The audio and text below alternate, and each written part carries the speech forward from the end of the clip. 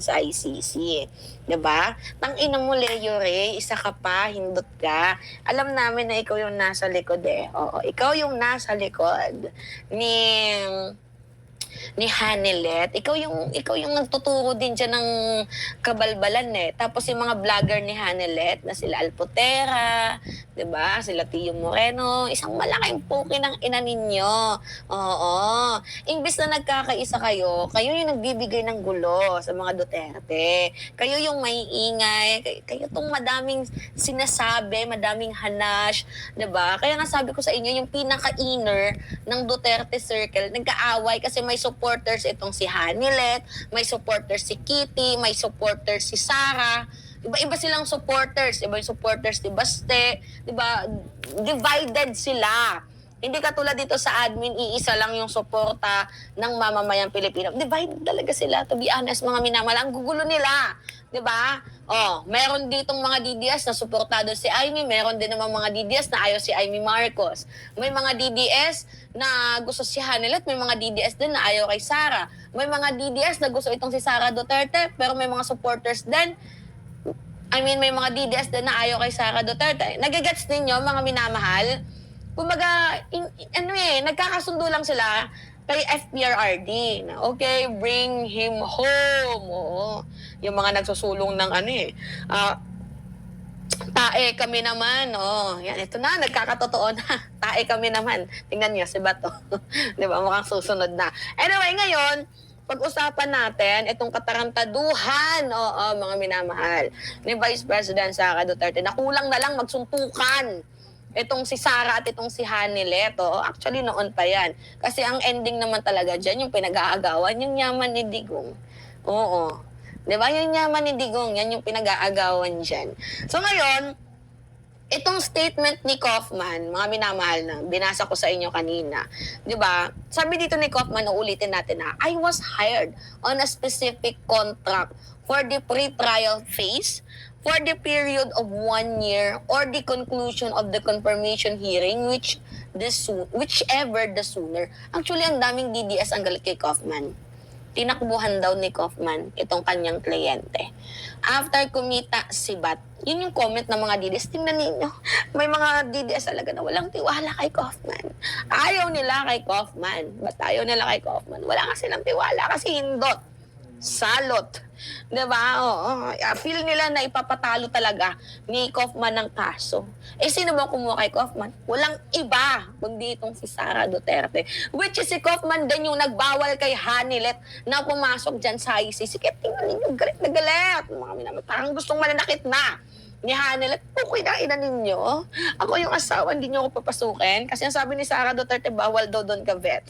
Parang gano'n, bawal ka vet. Bawal kabit, mga minamahal. Siya na-issue din siya sa so may mga kabit-kabit na yan. Diba? Anyway, sabi dito, mga minamahal, the funding and responsibility for ongoing legal matters, including the choice and recommendation of counsel, has now passed to Hanelet Abansenia and her daughter, Veronica Kitty Duterte. So, pinasa na yung corona. O, sige, kayo na maghanap ng abogado ng asawa mo, ng ama mo. Si Sara Duterte, alam naman natin, mga minamahal, yung playing tactics ba yan? Hindi natin kasi pwedeng sabihin na kung ano yung totoo nilang plano. Kasi madami tayong pwedeng tingnan delaying tactics. Diba? Kasi kung totoong mahal nila, itong si former President Duterte, kung ako lang kung totoong mahal nila, itong si former President Duterte, hindi na nila hayaan na madelay. Hindi na nila hayaan na kung ano-ano pa yung mangyari dyan kay Digong, patagalin ng patagalin. Hindi na nila hayaan yun, papaatinin nila. May chance na mag-appear itong si former President Duterte pero hindi ginawa. Bakit hindi ginawa, mga minamahal? Bakit hindi ginawa na i-appear itong si former President Duterte? Kasi may balak silang i-delay para nang magamit sa 2028 election. Alam na namin yan. Pero anyway, sige, pag-usapan natin to. Ito kasi, yung gulo nila, totoong gulo to. Yung sa inner circle. May nagkakagulo sila dyan. Pero ang ending, ang mag-benefits, itong si Sara. Okay na, ina mo, Sara. Oo. Gigigil kami sa'yo. Sabi mo magtipid pero nandyan ka na naman sa ibang bansa. Ina mo. Oo. Gigigil ako sa'yo. Sabi dito, The former president will meet the council who has been selected for him today to make his acquaintance. Ina mo, hindi mo lang talaga kayang ipagtanggol yan si Digong. Posibleng tinanggal ka ni Sara or gusto mong sumibat. Kasi kahit ako yung abogado, hindi ko kayang ipagtanggol. Itong si former President Duterte, paano kayo magtatanggol yung mamamatay tao? Paano? Paano kayo pagtatanggol ang rapist? Paano? Mga minamahal, gets ninyo? Paano kayo pagtatanggol yan? Paano? Sige nga, paano natin pagtatanggol yan? Yung isang naturang drug lord, di umano, paano natin pagtatanggol yan? Sige nga. Sige nga, mga minamahal, paano natin sila pagtatanggol? Mahirap, diba? Mahirap ipagtanggol. Which is totoo. Sobrang hirap ipagtanggol nitong mga tao to. So kahit ako, tatanggapin ko na lang yung bayad. Yung sabi ni Trillanes. Sige, Trillanes, go ahead. Diba? Yan sabi ni Trillanes, mga minamahal. Sige. Trabaho lang naman yan si Kaufman. Walang personal, which is nagkatotoo. Kaya nga nakaka-proud itong si Trillanes eh. Tingnan nga si Bato ngayon.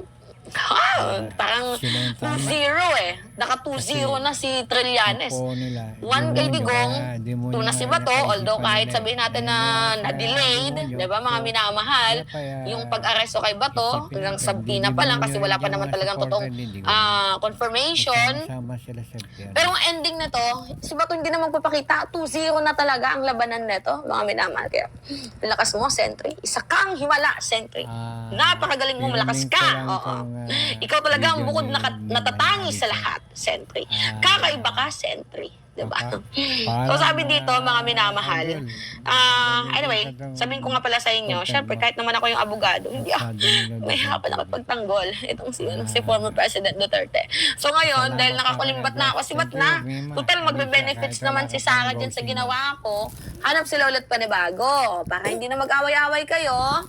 Hanap panibago, sibat na ako, may pera na ako. Diba? Kawawang pera ng mamamayang Pilipino. Putang ina. Pera ng mamamayang Pilipino yon, yung pinambayad sa'yo, Kaufman, kung alam mo lang.